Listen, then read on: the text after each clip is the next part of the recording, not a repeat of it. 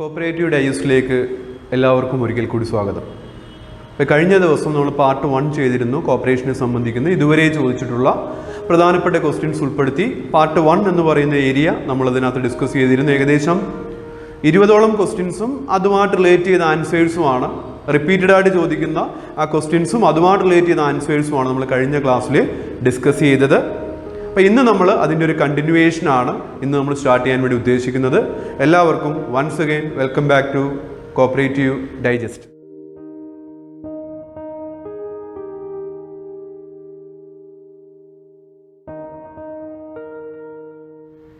Okay, നമ്മൾ direct ആയിട്ട് first ക്വസ്റ്റിനിലേക്ക് പോവുകയാണ്.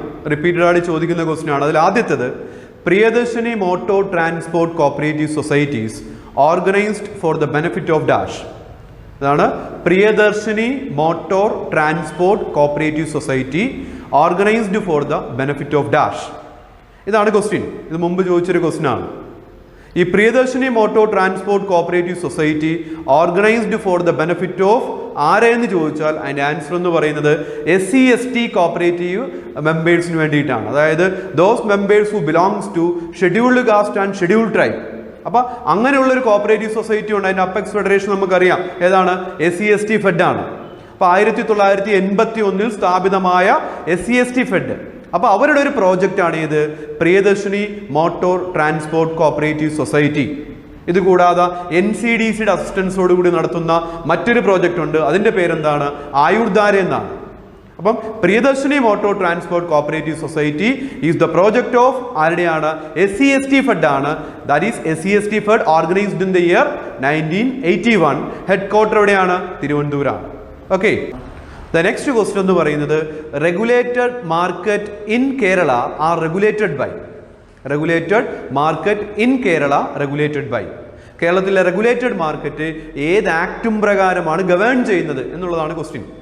അപ്പോൾ നമുക്ക് ആദ്യം അറിയണം എന്താ regulated market. Regulated market is recommended by 1926 appoint ചെയ്തു. 28 റിപ്പോർട്ട് സബ്മിറ്റ് ചെയ്ത റോയൽ കമ്മീഷൻ ഓൺ അഗ്രികൾച്ചർ ആണ് ഏത് മാർക്കറ്റ് റെക്കമെൻഡ് ചെയ്തത്? Regulated market. അപ്പോൾ റെഗുലേറ്റഡ് മാർക്കറ്റ് റെക്കമെൻഡ് ചെയ്ത ആരാണ്? Royal commission on agriculture in the year 1926 and report submitted in 28. അപ്പോൾ ആ കമ്മിറ്റിയുടെ റെക്കമെൻഡേഷൻ്റെ അടിസ്ഥാനത്തിൽ എന്ത് ഫോം ചെയ്തു? റെഗുലേറ്റഡ് മാർക്കറ്റ് ഫോം ചെയ്തു. നമുക്ക് കേരളത്തിലുണ്ട് റെഗുലേറ്റഡ് മാർക്കറ്റ്. ഒന്ന് തിരൂരും ഉണ്ട്, 2 പൊന്നാനിയും ഉണ്ട്. അപ്പോൾ നമ്മുടെ ക്വസ്റ്റ്യൻ ഇതാണ്, ഏത് ആക്ടും പ്രകാരമാണ് റെഗുലേറ്റഡ് മാർക്കറ്റ് ഗവേൺ ചെയ്യുന്നത് എന്ന് ചോദിച്ചാൽ അതിൻ്റെ ആൻസർ എന്ന് പറയുന്നത് Madras commercial crops act of 1932.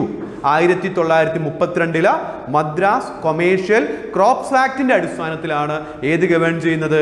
Regulated market. അതാണ് സെക്കൻഡ് ക്വസ്റ്റ്യൻ. നെക്സ്റ്റ് ക്വസ്റ്റ്യൻ, അടുത്ത ക്വസ്റ്റ്യൻ എന്ന് പറയുന്നത്, The Trivandrum Central Cooperative Bank was renamed in 1943. 1943 Trivandrum central cooperative ബാങ്കിന് എന്ത് പേരിലായിട്ടാണ് റീനെയിം ചെയ്തത്? അതാണ് ക്വസ്റ്റ്യൻ. മുമ്പും ചോദിച്ചിട്ടുണ്ട്. ഏതാണ്?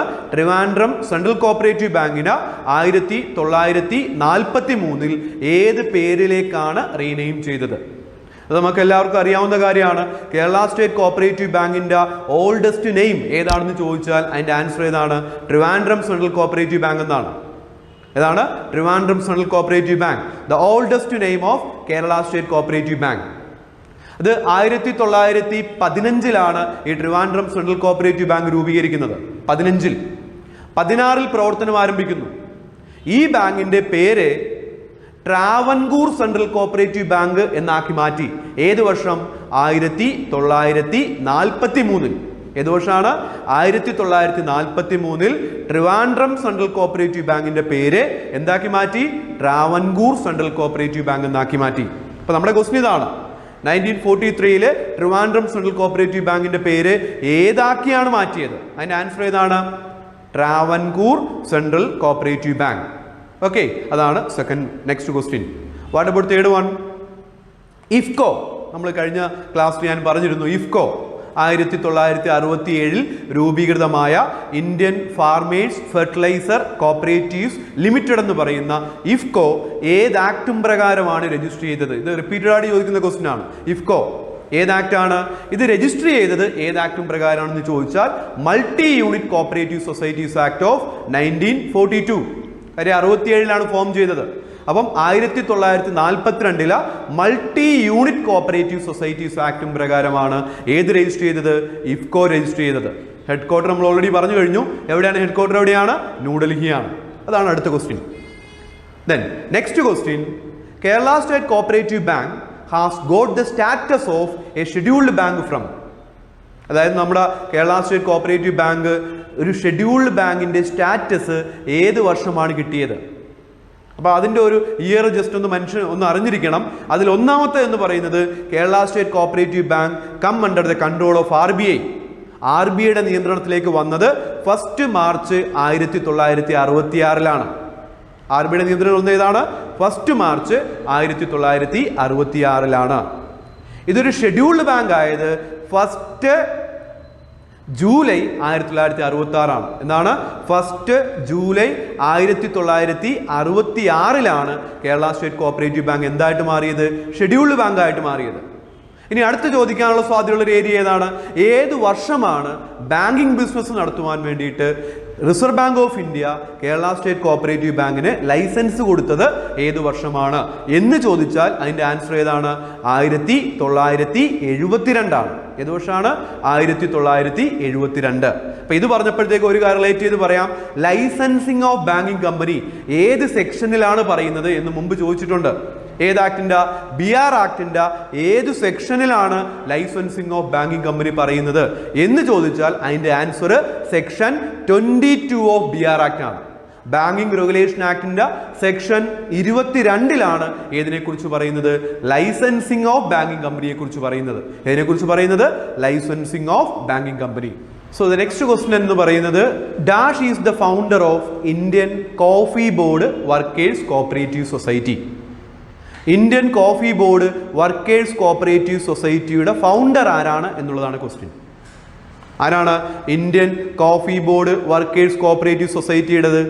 നമുക്ക് അതിനെക്കുറിച്ച് പറയുന്നതിന് മുമ്പ് ഇന്ത്യയിലെ coffee board workers cooperative society, ഇന്ത്യയിലല്ല കേരളത്തിൽ Indian coffee board workers cooperative society 2 എണ്ണമാണ് ഉണ്ടായിരുന്നത്. ഒന്ന് തൃശ്ശൂർ ആസ്ഥാനമായിട്ട് പ്രവർത്തിക്കുന്നതും മറ്റേത് കണ്ണൂർ ആസ്ഥാനമായിട്ട് പ്രവർത്തിക്കും. അങ്ങനെ 2 coffee board workers cooperative society നമുക്ക് കേരളത്തിലുണ്ടായിരുന്നു. അതിൻ്റെ പേര് തന്നെയാണ് ഇന്ത്യൻ കോഫി ഹൗസ്. അങ്ങനെ നമ്മൾ കേൾക്കുന്നത് ഇന്ത്യൻ കോഫി ഹൗസ്. അപ്പോൾ Indian coffee board workers cooperative സൊസൈറ്റിയുടെ ഫൗണ്ടർ ആരാണ് എന്ന് ചോദിച്ചാൽ നമ്മൾ കോഫി ഹൗസിലൊക്കെ പോകുമ്പോഴത്തേക്ക് അവിടെ ഒരു ഫോട്ടോ വെച്ചിട്ടുണ്ട്. ആരുടെ ഫോട്ടോയാണ് നമ്മൾ കാണുന്നത്? AK ഗോപാലൻ. ആരാണ്? AK ഗോപാലനാണ് Indian coffee board workers cooperative സൊസൈറ്റിയുടെ ഫൗണ്ടർ എന്നറിയപ്പെടുന്നത്. ആരാണ്? AK ഗോപാലൻ. ദെൻ അടുത്ത ക്വസ്റ്റ്യൻ എന്ന് പറയുന്നത് the revised Kisan credit card. ബാങ്കിങ്ങുമായിട്ട് ബന്ധപ്പെട്ട ഒരു ക്വസ്റ്റ്യൻ ആണ്. എന്താണ്? The revised Kisan credit card scheme was introduced on the recommendation of working group headed by dash. Revised Kisan credit card scheme.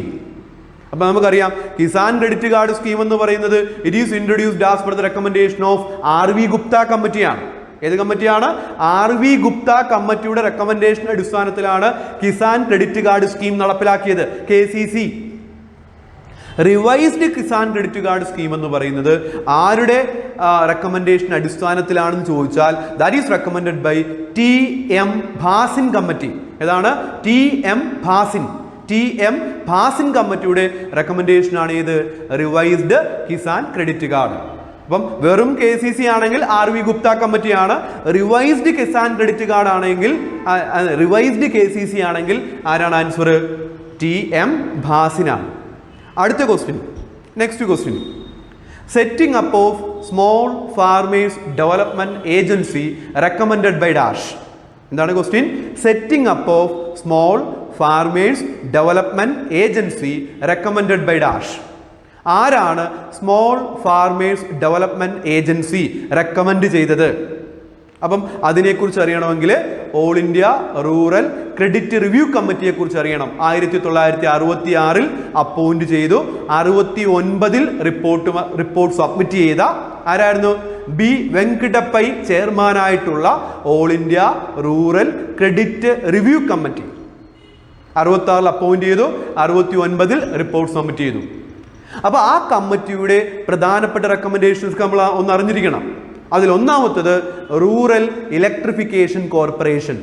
ഇതാണ് REC, റൂറൽ ഇലക്ട്രിഫിക്കേഷൻ കോർപ്പറേഷൻ. രണ്ടാമത്തത് setting up of small farmers development agency. Small farmers development agency. രണ്ടാമത്തത് next recommendation എന്ന് പറയുന്നത് എന്താണ്? Marginal farmers development agency. ഇതാണ് marginal farmers development agency. അതേപോലെ important മറ്റൊരു recommendation കൂടി ഉണ്ട്, മൾട്ടി ഏജൻസി അപ്രോച്ച്. ഇതാണ് മൾട്ടി ഏജൻസി അപ്രോച്ച്. അപ്പൊ ഏതൊക്കെയായി? ഒന്ന് റൂറൽ ഇലക്ട്രിഫിക്കേഷൻ കോർപ്പറേഷൻ, രണ്ട് സ്മോൾ ഫാർമേഴ്സ് ഡെവലപ്മെന്റ് ഏജൻസി, മൂന്ന് മാർജിനൽ ഫാർമേഴ്സ് ഡെവലപ്മെന്റ് ഏജൻസി, നാല് മൾട്ടി ഏജൻസി അപ്രോച്ച്. ഇതൊക്കെ ആരുടെ റെക്കമെൻഡേഷൻ ആണ്? All India rural credit review committee headed by B Venkatappaiah. B വെങ്കിടപ്പയുടെ റെക്കമെൻഡേഷൻ ആണ് ഏത്? ഈ പറഞ്ഞ നമ്മുടെ ക്വസ്റ്റ്യൻ ഇതാണ്, setting up of small farmers development agency. ആരുടെ റെക്കമെൻഡേഷൻ ആണ്? ആരുടെയാണ്? ബി വെങ്കിടപ്പൈ.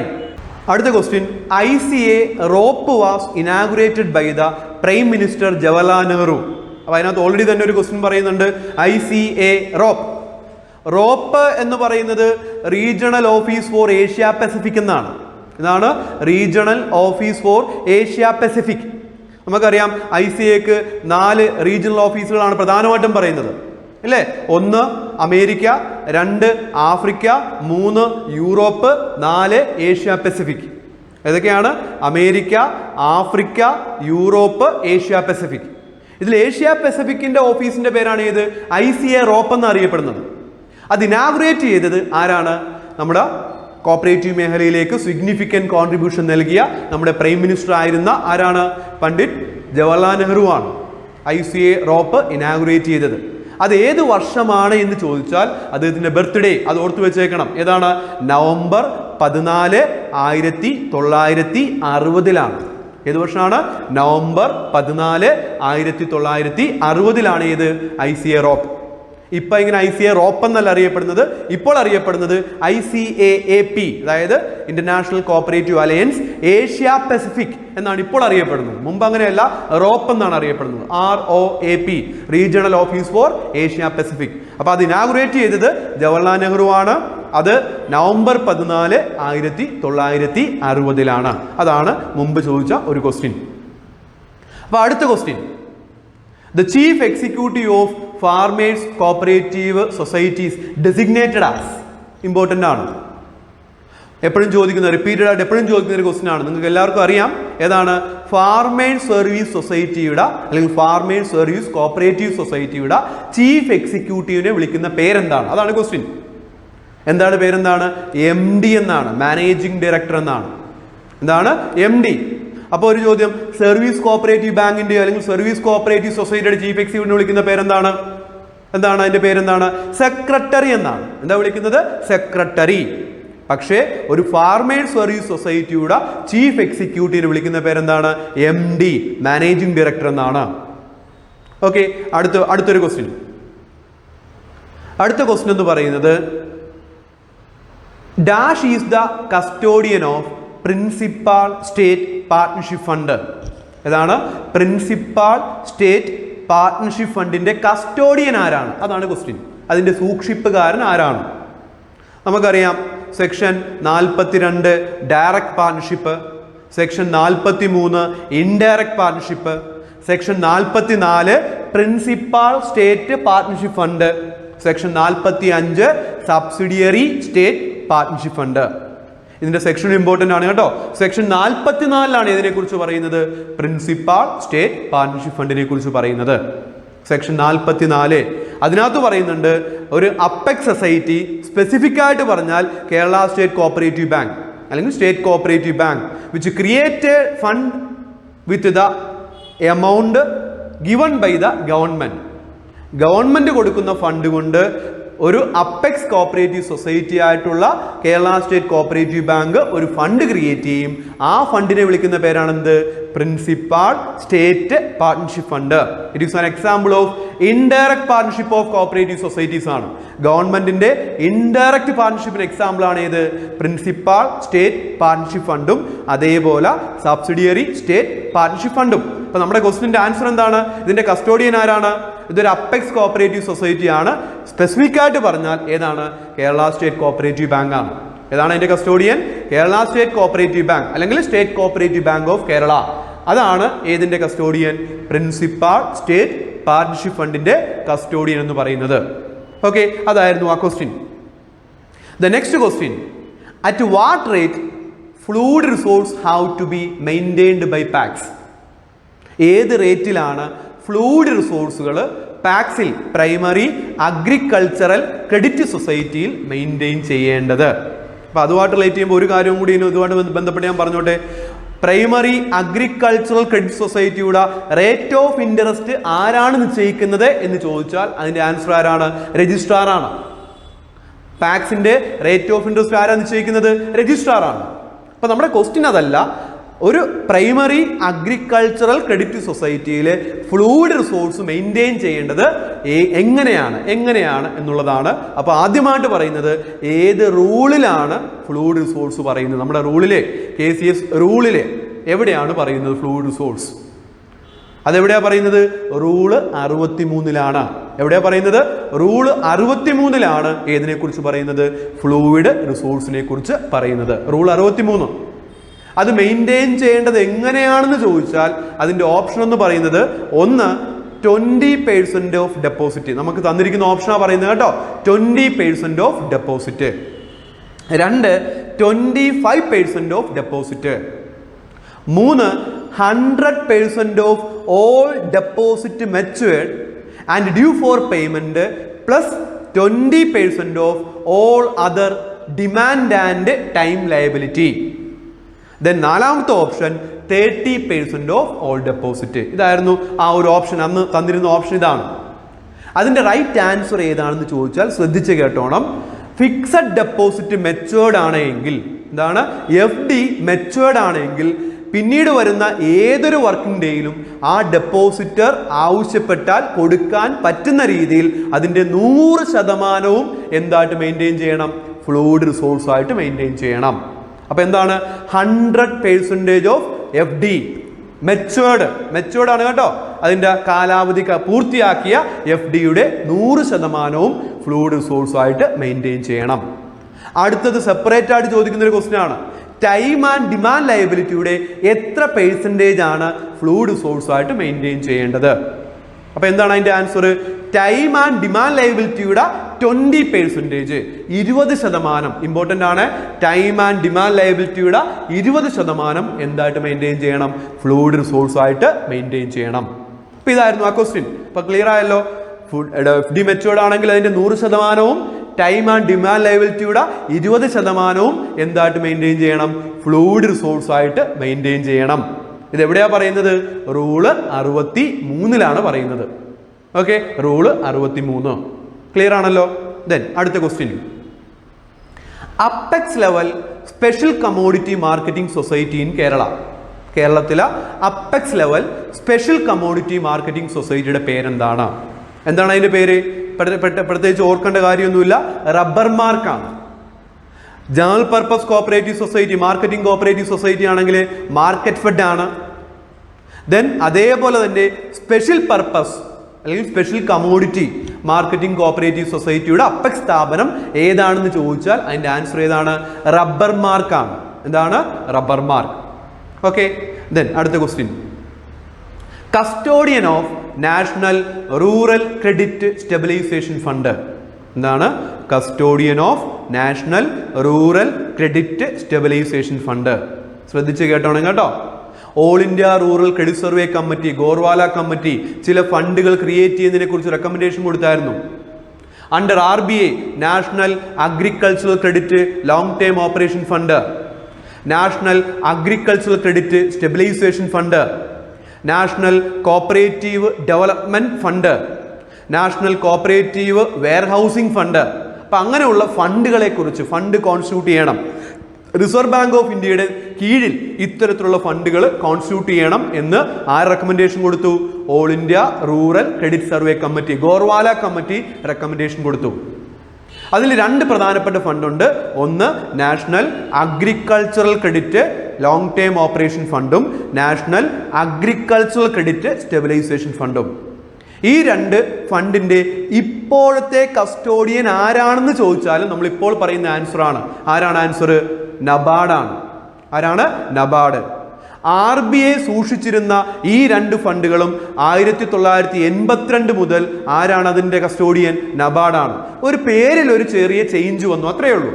എന്താ പേരിന്റെ മാറ്റം? എന്താണ്? National rural credit long term operation ഫണ്ടും നാഷണൽ റൂറൽ ക്രെഡിറ്റ് സ്റ്റെബിലൈസേഷൻ ഫണ്ടും. ആ റൂറൽ എന്ന് പറയുന്ന വാക്ക് ഇതിനോടുകൂടി കൂട്ടി. മുമ്പ് അഗ്രികൾച്ചറൽ ക്രെഡിറ്റിന് പകരം ഇപ്പോൾ എന്താണ്? National rural credit long term operation ഫണ്ടും നാഷണൽ റൂറൽ ക്രെഡിറ്റ് സ്റ്റെബിലൈസേഷൻ ഫണ്ടും. അപ്പൊ ഇപ്പോൾ ഇതിന്റെ കസ്റ്റോഡിയൻ ആരാണ് എന്ന് ചോദിച്ചാൽ അതിന്റെ ആൻസർ ആരാണ്? റൂറൽ എന്നുണ്ടെങ്കിൽ അതിന്റെ ആൻസർ ആരാണ്? നബാർഡാണ്. അപ്പം വേറെ പറഞ്ഞാൽ was kept by RBI and is kept by NABARD. മുമ്പ് RBI ആയിരുന്നു ഇതിന്റെ കസ്റ്റോഡിയൻ, ഇപ്പോഴാരാണ്? നബാർഡാണ്. അതാണ് ആ ക്വസ്റ്റിന്റെ ആൻസർ. ദെൻ അടുത്ത question, Rochdale equitable pioneer society in England was formed in the year. എപ്പോഴും ചോദിക്കുന്ന ഒരു പ്രധാനപ്പെട്ട ക്വസ്റ്റ്യൻ ആണ്. റോസ്ഡെയിൽ ഇക്വിറ്റബിൾ പൈനിയർ സൊസൈറ്റി, ഇംഗ്ലണ്ടിലെ റോസ്ഡെയിൽ ഇക്വിറ്റബിൾ പൈനിയർ സൊസൈറ്റി ഏത് വർഷമാണ് ആരംഭിച്ചത്? ഏത് വർഷമാണ്? 21/12/1844. ഏതാണ്? 21/12/1844 28 ഫ്ലാനൽ വീവേഴ്സ് 1 പൗണ്ട് വെച്ച് കോൺട്രിബ്യൂട്ട് ചെയ്ത് നമ്പർ 2 ടോട്ട് ലൈൻ സ്ട്രീറ്റിലെ ഒരു ഷോപ്പ് റെന്റ് ഔട്ട് ചെയ്ത് അവിടെയാണ് ലോകത്തിലെ ആദ്യത്തെ വിജയകരമായിട്ട് പ്രവർത്തിച്ച ഒരു കോപ്പറേറ്റീവ് സൊസൈറ്റി ആരംഭിക്കുന്നത്. The first successful cooperative society in the world എന്ന് ചോദിച്ചാൽ അതിന്റെ ആൻസർ ഏതാണ്? Rochdale equitable pioneer society, REPS. Rochdale equitable pioneer society ആണ്. ഓക്കെ, അടുത്ത question, the magazine the cooperator is published by. The cooperator, അപ്പോൾ അത് വളരെയധികം ശ്രദ്ധിക്കേണ്ട ഒരു ക്വസ്റ്റ്യൻ ആണ്. The magazine the cooperator is published by. അപ്പോൾ നമ്മൾ ഇത് കോപ്പറേറ്ററുമായിട്ട് ബന്ധപ്പെട്ട് രണ്ട് പേരുടെ പേരാണ് നമ്മൾ പൊതുവെ പഠിക്കുന്നത്, അല്ലേ? ദ കോപ്പറേറ്റർ, അതായത് 1828 May 1 1828 doctor William king publish ചെയ്ത ആ ജേണലിൻ്റെയും പേര് എന്ത് തന്നെയാണ്? ദ കോപ്പറേറ്റർ എന്ന് തന്നെയാണ്. The first journal in the world എന്ന് ചോദിച്ചാൽ ഏതാണ് answer? The cooperator, published by doctor William King. അപ്പൊ അതേപോലെ 1929 ന്യൂഡൽഹി ആസ്ഥാനമായി പ്രവർത്തിക്കുന്ന ഇന്ത്യയിലെ highest non official body for cooperative movement എന്നറിയപ്പെടുന്ന നാഷണൽ കോപ്പറേറ്റീവ് യൂണിയൻ ഓഫ് ഇന്ത്യയുടെ പബ്ലിക്കേഷന്റെ പേര് എന്ത് തന്നെയാണ്? ദ കോപ്പറേറ്റർ എന്ന് തന്നെയാണ്. അപ്പൊ അത് രണ്ടും ഓർത്ത് വെച്ചേക്കുക. വില്യം കിങ്ങിന്റെയും പബ്ലിക്കേഷന്റെ പേര് ദ കോപ്പറേറ്റർ എന്നാണ്. അതേപോലെ NCUIയുടെയും പബ്ലിക്കേഷന്റെ പേര് എന്താണ്? ദ കോപ്പറേറ്റർ എന്ന് തന്നെയാണ്. നമ്മുടെ ക്വസ്റ്റ്യൻ ഇതാണ്, the magazine the cooperator is published by. ആരാണ് അതിൻ്റെ ഓപ്ഷൻ തന്നിരിക്കുന്നത്? NCUI ഉണ്ട്, NCCT ഉണ്ട്, NCCE ഉണ്ട്, ICA ഉണ്ട്. അപ്പൊ ഈ ഓപ്ഷൻ പ്രകാരം അതാ റൈറ്റ് ആൻസർ NCUI ആണ്, national cooperative union of India ആണ്. പക്ഷെ ഒരു കാര്യം അപ്പോഴും ഓർമ്മയിൽ വെച്ചേക്കണം, വില്യം കിങ്ങിന്റെ പബ്ലിക്കേഷന്റെ പേരും എങ്ങനെയാണ്? ദ കോപ്പറേറ്റർ എന്ന് തന്നെയാണ്. Okay, the cooperator. അപ്പൊ the cooperator is published by ആരാണ്? ഇന്ത്യയിലാണെങ്കിൽ NCUI, national cooperative union of India. Then അടുത്ത question, dash is the journal in cooperative sector published by information bureau cooperative department Kerala. കേരളത്തിലെ cooperative department പബ്ലിക്കേഷന്റെ പേരെന്താണ് എന്നുള്ളതാണ് question. അപ്പോൾ option ഇതൊക്കെയാണ്. ഒന്ന് കേരള സഹകരണ ജേണൽ, സഹകരണ വീതി, കർഷകശ്രീ, സഹകരണ വീക്കിലി. അതാണ് ഓപ്ഷൻ. ഏതൊക്കെയാണ്? കേരള സഹകരണ ജേണൽ, സഹകരണ വീതി, കർഷകശ്രീ, അതുപോലെ തന്നെ സഹകരണ വീതി. അപ്പോൾ ഇതിൽ വീതിയല്ല, സഹകരണ വീക്കിലി. അപ്പം ഇതിൽ കേരള കോപ്പറേറ്റീവ് ഡിപ്പാർട്ട്മെന്റ് പബ്ലിക്കേഷന്റെ പേരെന്താണ്? സഹകരണ വീതി എന്നാണ്. എന്താണ് അതിന്റെ പേര്? സഹകരണ വീതി. അപ്പൊ ഇതുമായിട്ട് ബന്ധപ്പെട്ട് 2-3 പബ്ലിക്കേഷന്റെ പേര് നിങ്ങൾ അറിഞ്ഞു വെച്ചേക്കണം.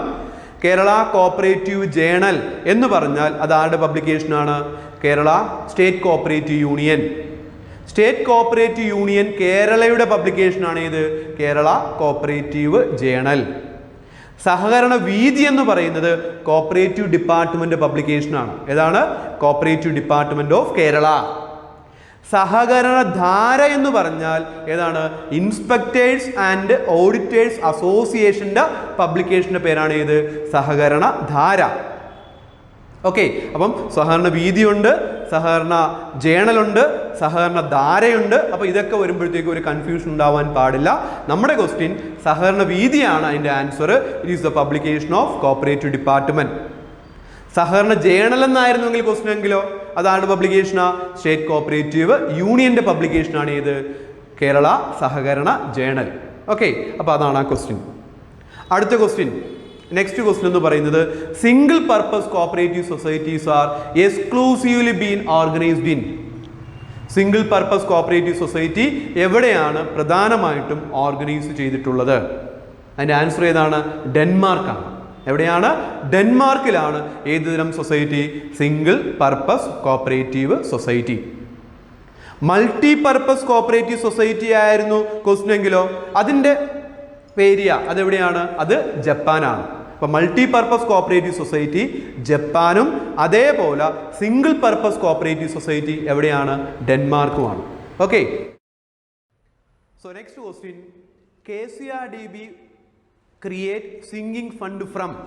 Sinking fund from, sinking fund അതായത് KCRDB ഡിബഞ്ചർ ഫ്ലോട്ട് നമ്മൾ ഓൾറെഡി പഠിച്ചു കഴിഞ്ഞു. അപ്പോൾ ഈ ഡിബഞ്ചർ ഒരു മെച്യൂരിറ്റി പീരീഡ് ഉണ്ട്. ആ മെച്യൂരിറ്റി പീരീഡ് കഴിയുമ്പോഴത്തേക്കും ഈ ഡിബഞ്ചർ എന്ത് ചെയ്യണം? റീപേ ചെയ്യണം, ടു റെഡീം. അപ്പോൾ ഈ ഡിബഞ്ചർ റെഡീം ചെയ്യുവാൻ വേണ്ടിയിട്ട് KCRDB ഒരു ഫണ്ട് ക്രിയേറ്റ് ചെയ്യും. ആ ഫണ്ടിന്റെ പേര് സിങ്കിങ് ഫണ്ട് എന്നാണ്. എന്താ ഫണ്ടിന്റെ പേര്? സിങ്കിങ് ഫണ്ട് എന്നാണ്. നമ്മുടെ ക്വസ്റ്റ്യൻ ഇതാണ്, KCRDB ഈ സിങ്കിങ് ഫണ്ട് ക്രിയേറ്റ് ചെയ്യുന്നത് എന്തിൽ നിന്നുമാണ്? അതാണ് question.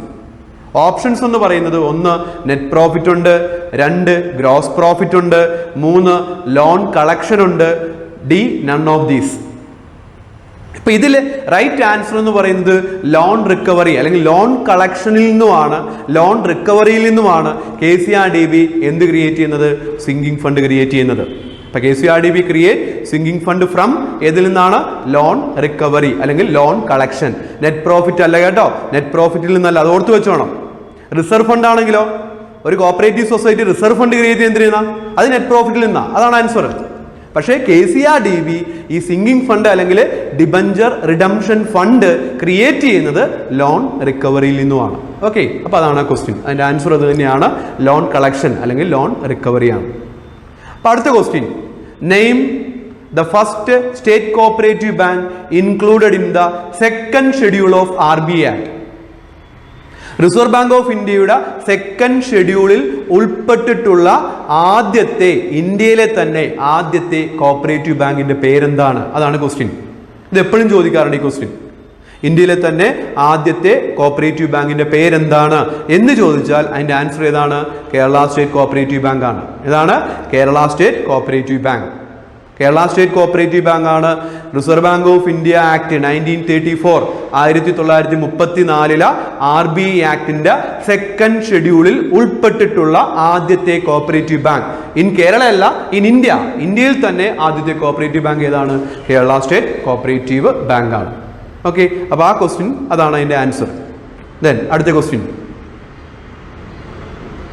Maclagan committee was constituted in the year. അതാണ് ക്വസ്റ്റ്യൻ. എന്താണ് ക്വസ്റ്റ്യൻ?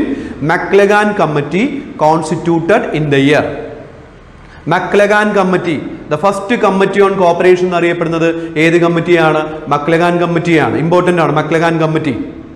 ആ മക്ലഗാൻ കമ്മിറ്റി ഏത് വർഷമാണ് രൂപീകരിച്ചത് എന്ന് ചോദിച്ചാൽ 1914 രൂപീകരിച്ചു, 15 റിപ്പോർട്ട് സബ്മിറ്റ് ചെയ്തു.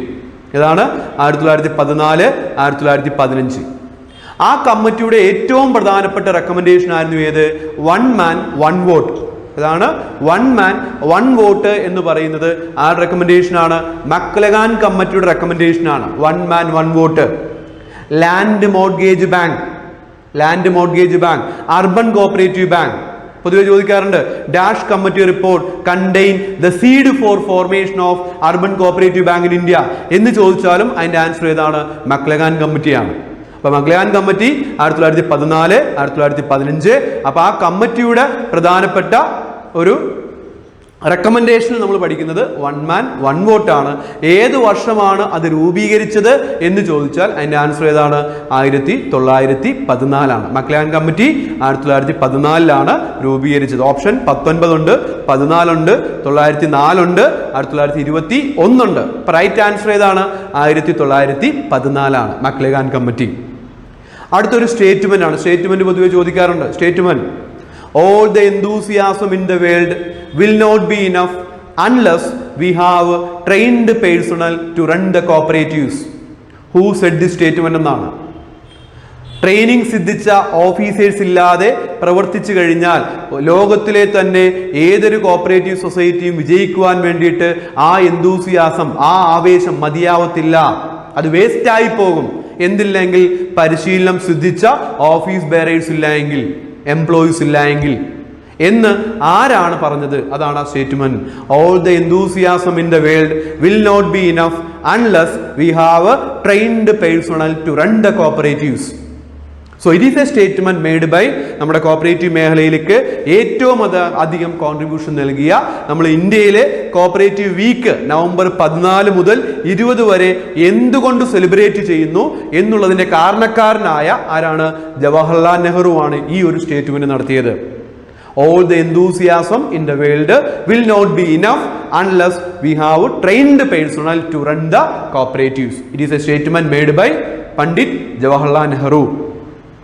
Then അടുത്ത ക്വസ്റ്റ്യൻ ഇമ്പോർട്ടൻ്റ് ആണ്. Dash is the chairman of CAPE. CAPE നമുക്കറിയാലോ, CAPE cooperative academy for professional education, അതാണ് കെയ്പ്പ് എന്ന് പറയുന്നത്. ആ കെയ്പ്പിന്റെ ചെയർമാൻ ആരാണ് എന്നുള്ളതാണ് ക്വസ്റ്റ്യൻ.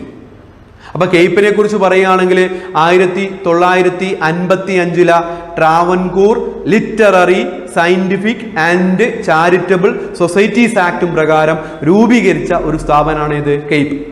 തിരുവനന്തപുരമാണ് അതിന്റെ ആസ്ഥാനം. അതിന് ചെയർമാൻ ആരാണ് എന്നുള്ള ചോദ്യം ശ്രദ്ധിച്ചോണം. ചെയർമാൻ ആണെങ്കിൽ ക്വസ്റ്റ്യനിൽ വന്നിരിക്കുന്നതെങ്കിൽ അതിന്റെ ആൻസർ ചീഫ് മിനിസ്റ്റർ ആണ്. കെയ്പ്പിന്റെ ചെയർമാൻ ആരാണ്? ചീഫ് മിനിസ്റ്റർ ആണ്. വൈസ് ചെയർമാൻ എന്നുള്ളതാണ് ക്വസ്റ്റ്യൻ എങ്കിലോ അതിന്റെ ആൻസർ ഏതാണ്? കോപ്പറേറ്റീവ് മിനിസ്റ്റർ ആണ്. ആരാണ്? Cooperative minister. അപ്പൊ കെയ്പ്പിന്റെ ചെയർമാൻ ചീഫ് മിനിസ്റ്ററും വൈസ് ചെയർമാൻ ആരാണ്?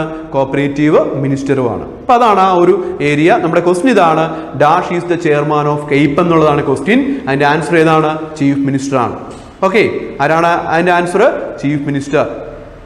വൈസ് ചെയർമാൻ ആയിരുന്നെങ്കിലോ കോപ്പറേറ്റീവ് മിനിസ്റ്റർ ആണ്. ഓക്കെ, അപ്പൊ ഇത്രയുമാണ് നമ്മൾ ഇന്ന് ഡിസ്കസ് ചെയ്യാൻ വേണ്ടി ഉദ്ദേശിക്കുന്ന ക്വസ്റ്റ്യൻസ്. നിങ്ങൾക്ക് എന്തെങ്കിലും ഡൗട്ടോ മറ്റു കാര്യങ്ങളോ കോപ്പറേഷനെ സംബന്ധിച്ചുണ്ടെങ്കിൽ കമൻറ്റ് ചെയ്യുക. ദെൻ ചാനൽ സബ്സ്ക്രൈബ് ചെയ്യണമെങ്കിൽ ഒരു കണ്ടീഷൻ ഉണ്ട്. നിങ്ങൾക്ക് ക്ലാസ് ഇഷ്ടപ്പെട്ടാൽ മാത്രം എന്ത് ചെയ്താൽ മതി? ചാനൽ സബ്സ്ക്രൈബ് ചെയ്താൽ മതി, ഇല്ലെങ്കിൽ ഡിസ്ലൈക്ക് ചെയ്തേക്കുക. ഓക്കെ, അപ്പം ഇഷ്ടപ്പെട്ടാൽ മാത്രം എന്ത് ചെയ്യുക? സബ്സ്ക്രൈബ് ചെയ്യുക, ക്ലാസ് കാണുക, മറ്റുള്ളവരിലേക്ക് ക്ലാസ് നിങ്ങൾക്ക് യൂസ്ഫുൾ ആണെങ്കിൽ മറ്റുള്ളവർക്കും എന്ത് ചെയ്യുക? ഷെയർ ചെയ്യുക. Okay, thank you.